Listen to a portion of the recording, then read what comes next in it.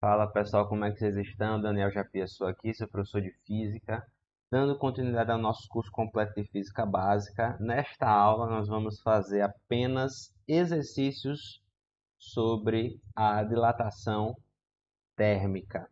Antes de resolver, a primeira questão já está aparecendo aí para vocês. Eu vou colocar aqui as fórmulas que a gente conhece, né, sobre a da dilatação térmica, apenas para relembrar. Eu vou colocar aqui no canto. Vocês fazem as anotações aí de vocês, tá bem? Caso a dilatação seja linear, a gente usa essa expressão aqui, né? ΔL é L0 alfa delta t. Caso a dilatação seja superficial, é a variação da superfície, superfície inicial beta delta t. Caso a dilatação seja volumétrica, é o volume inicial vezes o gama vezes delta t. O beta é 2 vezes o alfa, o gama é, 3 vezes o alfa, e é isso aí. Essas são as expressões básicas para qualquer dilatação térmica, né? Linear, superficial ou volumétrica. Bom, vamos agora resolver esse exercício aqui que caiu lá na UFMG. João, chefe de uma oficina mecânica, precisa encaixar um eixo de aço em um anel de latão, como mostrado na figura. Tem aqui o eixo é de aço, o anel é de latão. São materiais diferentes, então eles se dilatam de modo diferente. À temperatura ambiente, o diâmetro do eixo é maior que o orifício do anel, ou seja, não tem como ele encaixar o eixo do anel neste caso. Sabe-se que o coeficiente de dilatação térmica do latão é maior que do aço. No caso, se o alfa, coeficiente de dilatação térmica do latão, é maior do que o coeficiente de dilatação térmica do aço, quer dizer que quando a gente aquece, o latão ele se dilata numa proporção maior do que o aço. No caso, o anel ele vai se dilatar mais do que o aço.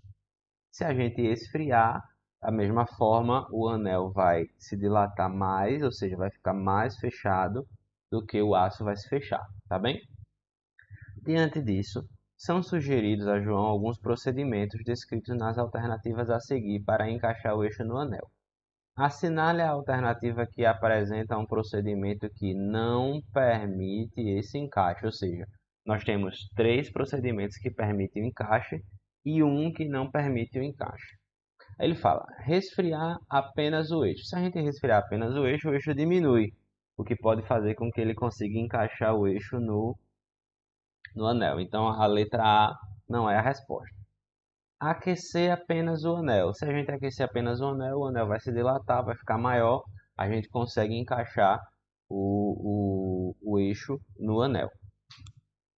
Resfriar o eixo e o anel. Se a gente resfriar o eixo e o anel, os dois vão diminuir, só que como o latão tem um coeficiente de dilatação maior do que o eixo, do que o aço, o anel vai ficar mais fechado do que já está. Então a resposta deve ser a letra C. Se a gente aquecer, né, como diz a letra D, os dois, aí o latão se dilata mais do que o aço. No caso, vai chegar um momento em que a gente vai conseguir encaixar o eixo no anel. Ou seja, a resposta é de fato a letra C, é a única alternativa em que não tem como fazer com que o eixo não se encaixe no anel. Tá bem? Vamos para a segunda questão.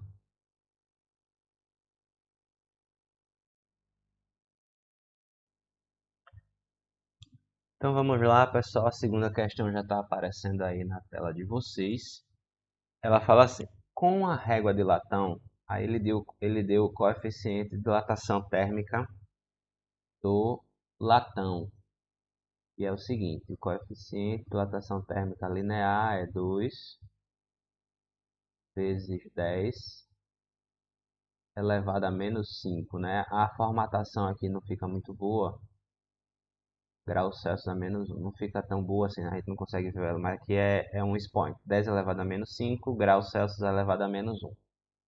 Porque esse aplicativo não tem um editor de texto muito bom. Mas vamos lá. Aferida a 20 graus Celsius. Então é uma temperatura inicial. aferida a 20 graus Celsius. Mede-se a distância entre dois pontos. Essa medida foi efetuada depois a uma temperatura acima de 20 graus Celsius, motivo pela qual apresenta um erro de 0,05%. Quer dizer, ele fez a medida e deu um certo comprimento inicial. Depois ele fez essa medida e o comprimento deu acima, né? Deu um erro de 0,05%, ou seja, quer dizer que o comprimento final é 0,05% maior que o comprimento inicial, né?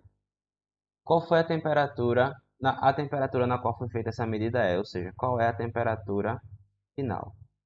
É isso que nós temos. Ele mediu a 20 graus Celsius de um certo valor. Eu não sei quanto é, mas deu um certo comprimento inicial. Depois ele fez a mesma medida, só que deu um erro de 0,05%. Mas por que deu esse erro? Porque ele fez essa mesma medida a uma temperatura acima dos 20 graus. Quer dizer que essa régua de latão sofreu um aumento, né? Ele quer saber qual foi a temperatura no qual essa medida foi feita. Olha só, existe uma relação na matemática que é o seguinte: para a gente aumentar, por exemplo, se a gente quiser aumentar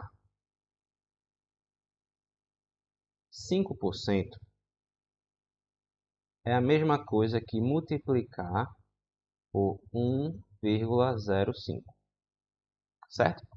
Se a gente quiser aumentar 0,5%, é a mesma coisa que a gente multiplicar por 1,005. E se a gente quiser aumentar 0,05, que é o nosso caso, né, por cento, é a mesma coisa que a gente multiplicar por 1,0005. O que é que nós temos? Nós sabemos que a variação do comprimento numa dilatação térmica linear vai ser o comprimento inicial, alfa, delta t. Variação é sempre o final menos o inicial, não é? Então, ΔL vai ser L final menos L inicial. Comprimento final menos o comprimento inicial. Passando o comprimento inicial para lá, a gente tem o seguinte, que L vai ser L0 mais L0 alfa delta T. Ainda rearrumando aqui esse lado de cá, a gente pode colocar o L0 como sendo um fator comum. Então, aqui vai sobrar 1 mais alfa delta T, né? Aqui esse 1 é vinculado ao primeiro L0 e aqui alfa delta T a segunda parte. Aí, o que é que a gente tem aqui do lado esquerdo? A gente tem L, só que a gente sabe que L é 0,05% maior que L0. Se é verdade isso, a gente pode dizer o seguinte, que L é na verdade 1,0005 vezes L0, ok? Do outro lado permanece a mesma coisa, L0, L0, 1 alfa, delta t. O que a gente pode fazer então? A gente pode simplificar o L0 dos dois lados. A gente pode simplificar o L0 dos dois lados.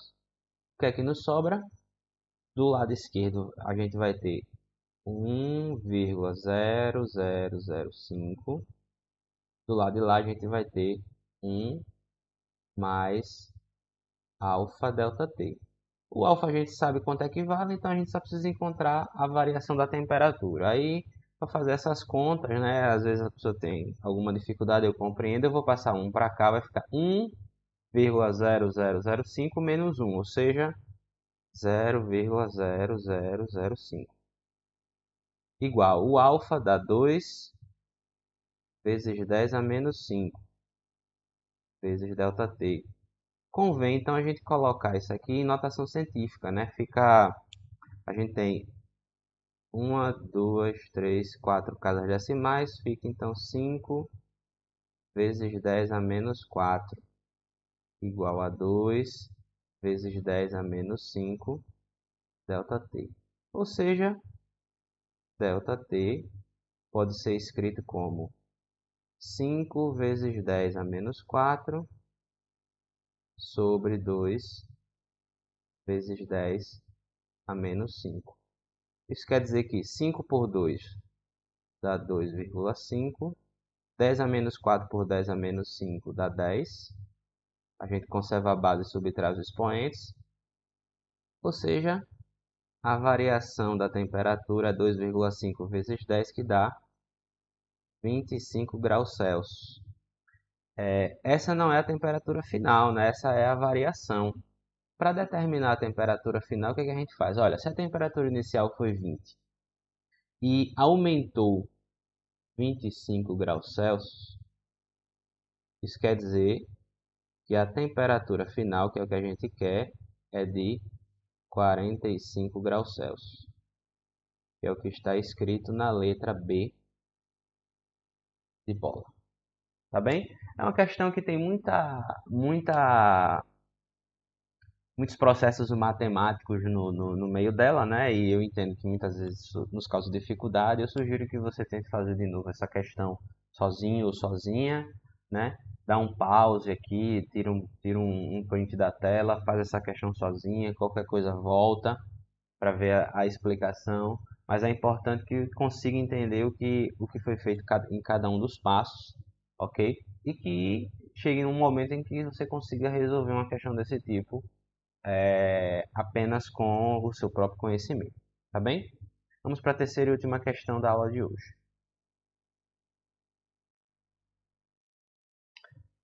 Então vamos lá, a questão já está aí na tela de vocês. A questão fala o seguinte: a gasolina é vendida por litro. De fato, a gente compra a gasolina, o álcool por litro, né? Mas em sua utilização como combustível, a massa é o que importa. De fato, né? A gasolina ela não é queimada. O fator que interessa na queima do combustível não é o volume, sim a massa. Um aumento de temperatura do ambiente leva a um aumento no volume da gasolina. Para diminuir os efeitos práticos dessa variação, os tanques dos postos de gasolina são subterrâneos. É para que haja uma